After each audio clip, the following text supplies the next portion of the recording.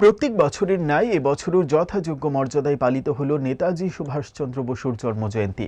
আজ সকালে সাউথ ত্রিপুরা বাস জিপ চালক সংঘ সাবরুম কার্যালয়ে উপস্থিত ছিলেন বাস জিপ চালক সংঘের সাবরুম শাখার সম্পাদক সুভাষ দাস। প্রধান অতিথি হিসেবে ছিলেন বিশিষ্ট সমাজসেবী তাপস লোধ এবং অন্যান্যরা। তাপস লোধ আজকের দিনের তাৎপর্য নিয়ে আলোচনা করেন। বিএমএস অনুমোদিত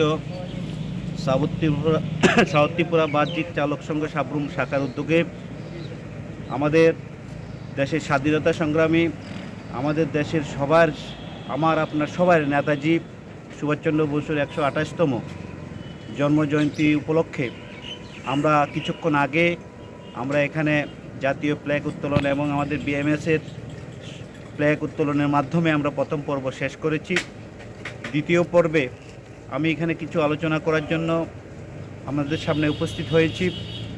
আজকের দিনের যে মাহাত্ম্য সেটা সম্পর্কে যদি বিস্তারিত আলোচনা করতে গেলে সারাদিন বললেও শেষ হবে না।